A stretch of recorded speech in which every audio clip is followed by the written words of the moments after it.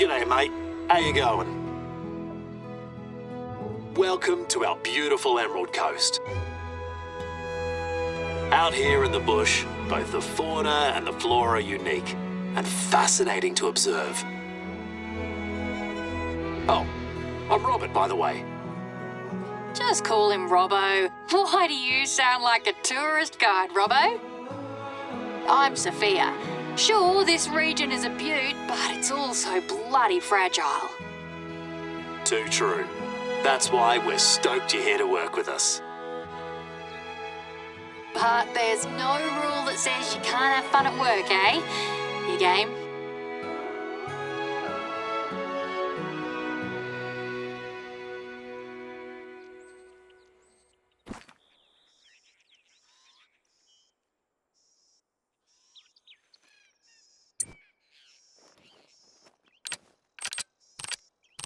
Where did the ute drop you off exactly?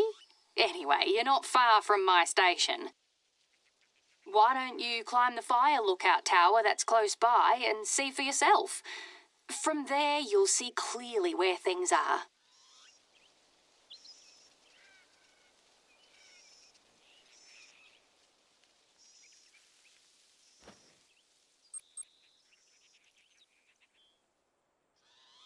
It may not look like it, but you're on private land. This belongs to Soph and her husband. We run a station, a farm, and Robbo's own land is north of here. Australia's a massive country, as you know. So it's not uncommon for folks to own huge properties that sprawl over kilometres. Across several biomes, even. That's why we need to hire professional hunters like yourself. I reckon you won't get bored.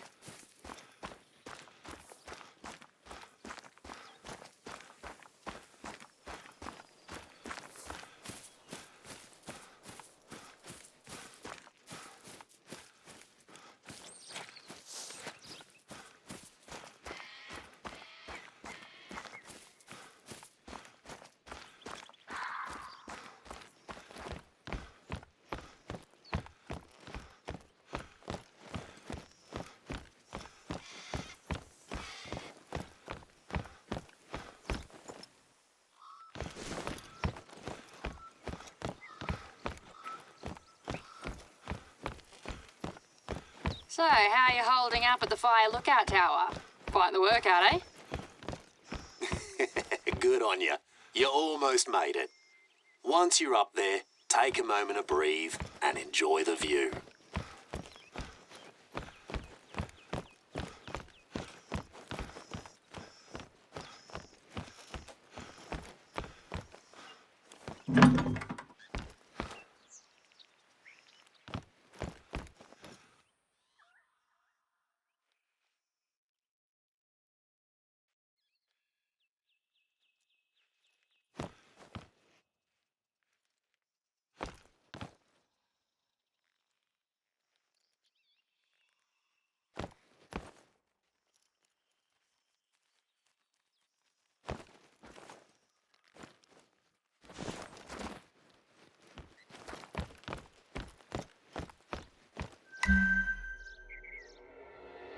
The outback.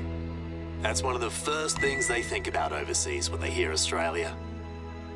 It's arid and it can be tough out here, especially after the bushfires in the last few years. But it's also a surprisingly rich ecosystem, home to heaps of unique and sometimes bizarre species.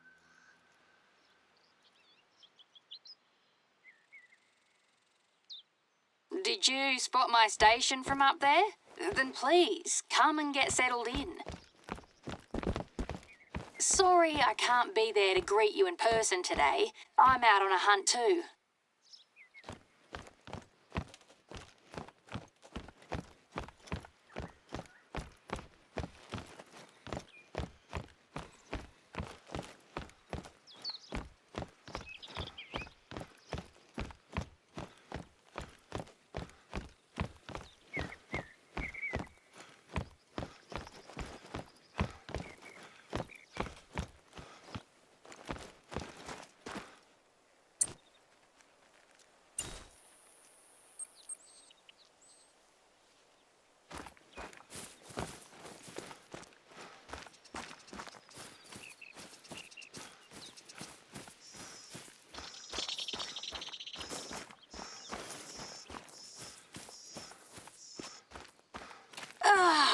is there to say about us? Well, Robbo and I are neighbours. Neighbours? How about best mates? Technically, we're also neighbours, Robbo. But yeah, we both grew up here. Our folks owned the two stations. In other words, we became mates because there wasn't anyone else around. You even lived in Brisbane for a few years after uni to try to get rid of me, but even that wasn't enough. Too right. We tried everything. A long-distance friendship, crazy jobs, stupid boyfriends. And jealous girlfriends. As a last resort, we each got married. Nothing worked. Except one thing, having a kiddo. That worked wonders. Anyway, let us know when you're over at Soph Station.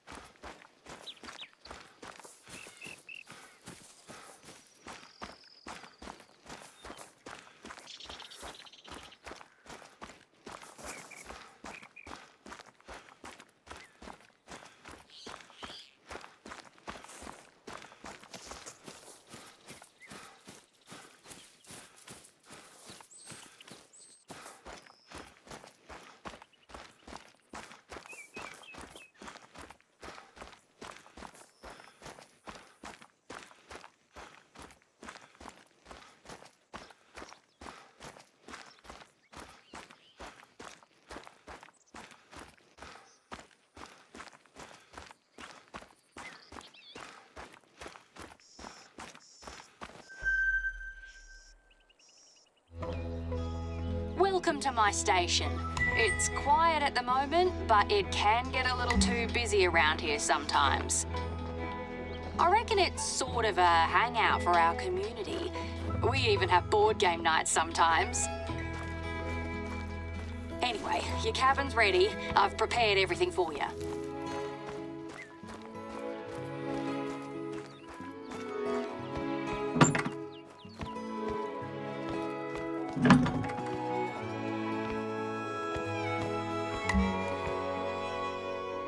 Hope you like it. It's a bit basic, but it does the job. Feel free to use it during your stay. It's our pleasure, really. Eric and I opened these a couple of years ago to make an extra buck. They've been a lifesaver. Take your time, make yourself at home, grab a cuppa from the bar. We don't make a fuss out here in the sticks.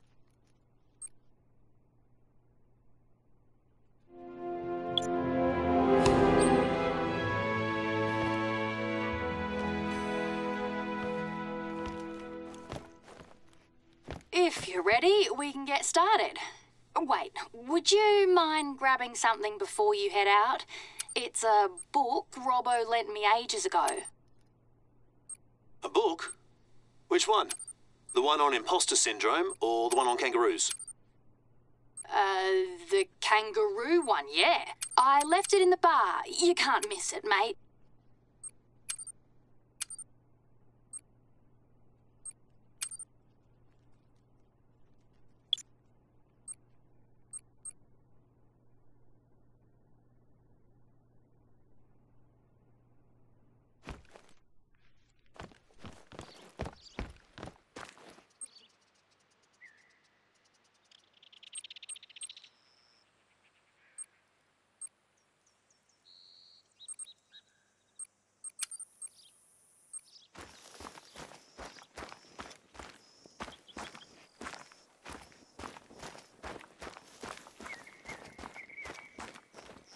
When you need more info, look it up in your codex.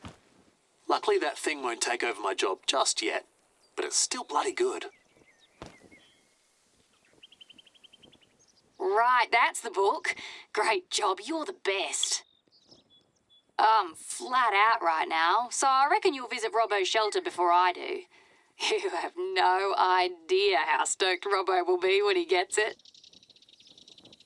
Moving slower is the best way to not spook animals, so move deliberately instead of rushing through the bush. Your first task has to do with kangaroos. There are areas that are badly overgrazed because of them. There's one east of my station, so why don't you start heading there? We'll bring you up to speed on the way. If you're wearing the right dax, you can crouch or even crawl. That way, you'll be less visible and more stable to line up your next shot.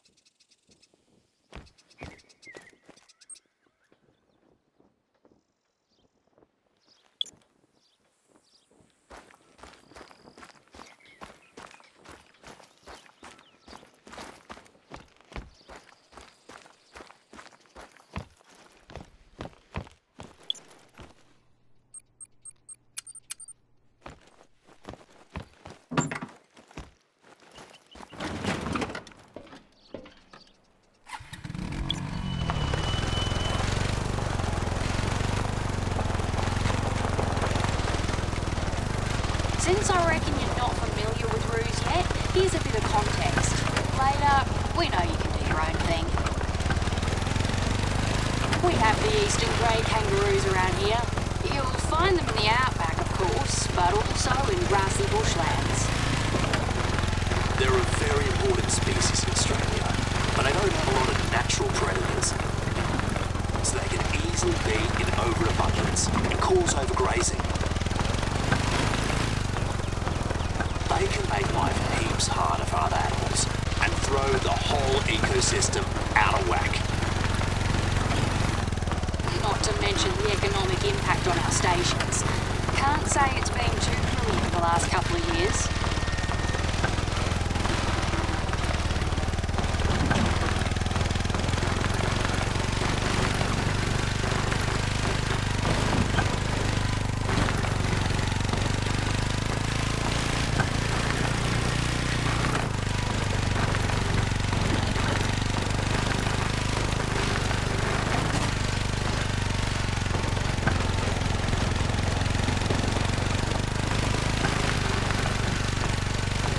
There's just too much population control to be done. You can't keep up on your own. So we often work with the government to hire professional hunters to help us out. Sophie's also a hunter herself, and she's the chair of our Hunters Association.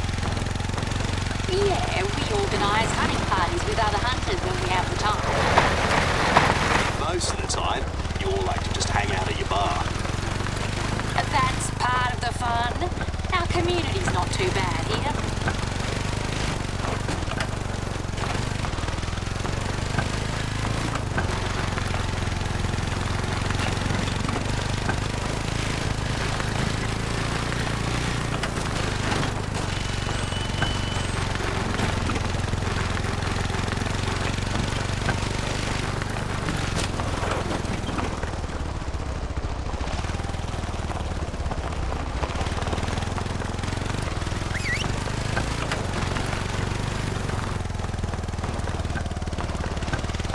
Tracks, you can follow them, but don't forget to also look up and observe what's in front of you.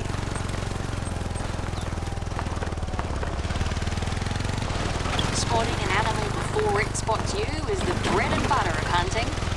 Keep your binoculars handy and use them often. Robbo, he turned his home station into a wildlife sanctuary a few years ago. Yeah, we take in wounded animals, nurse them back to health, and, if possible, release them back into the wild. And you arrange guided visits with schools. That's when Robbo gets to talk the kids' ears off about the wildlife. First, try to spot a roo from a distance without spooking them. I know, that's the best part of the work. And, most of the time, they listen. Your best bet is to climb a fire lookout tower. Another workout for your calves, I'm afraid.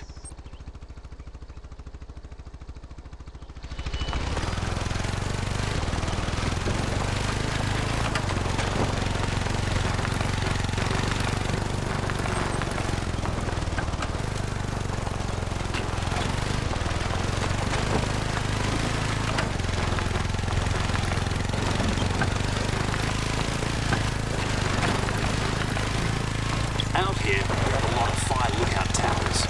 They're really high, so it's quite the workout to get up there. But unfortunately, in the last few years, we needed them a lot more than we'd like.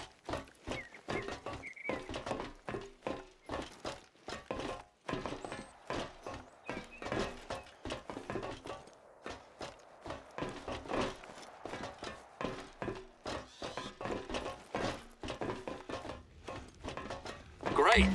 How's the view? Take out your binoculars and try to spot a kangaroo from up there, for starters. They usually roam the outback, so you should be able to spot one.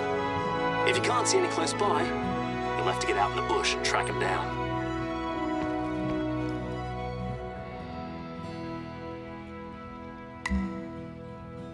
Good.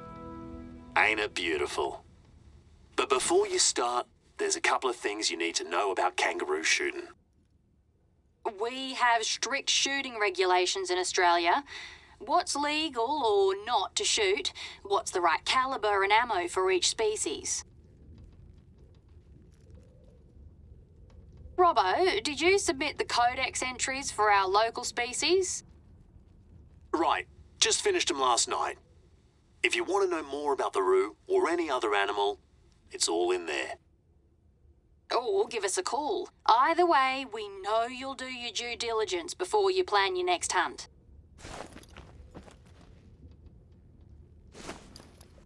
The roo's mostly what we're known for overseas.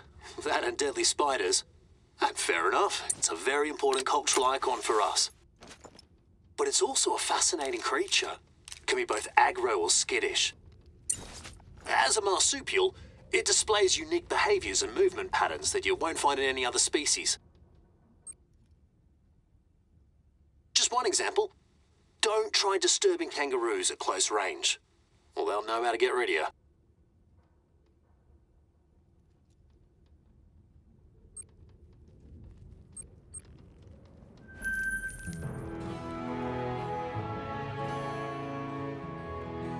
It's time to introduce you to one of your main tasks here, invasive species and pest culling. We have heaps of them in Australia. Some are native, quite a few were introduced. They come in all shapes and sizes. I'll show you my tea fields. You'll see the mess pests can do and why they're a major problem to both the ecosystem and the economy. I've tagged the location on your hunter, mate. Can't wait to see you in action. Talk later.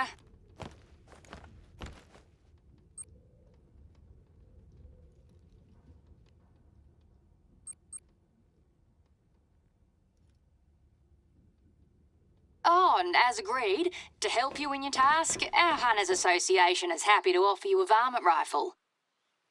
You can just go collect it yourself. I've left it at an outpost close to where you're going.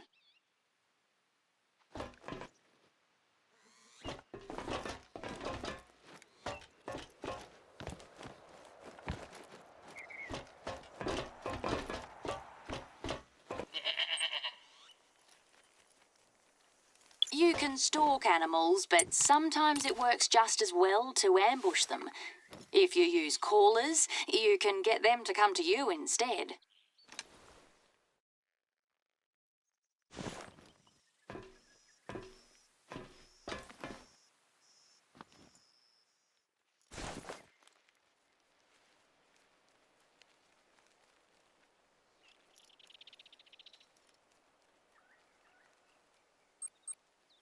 Back in the 18th and 19th centuries, people thought it would be fun to bring deer over and hunt them, just like they did back in Europe. Soon enough, they thrived in their new environment and started competing with native animals. Yeah, within a few generations, deer populations were out of control. And that's just one of the many biodiversity challenges we have. Just in the last decade, we lost tons of threatened species.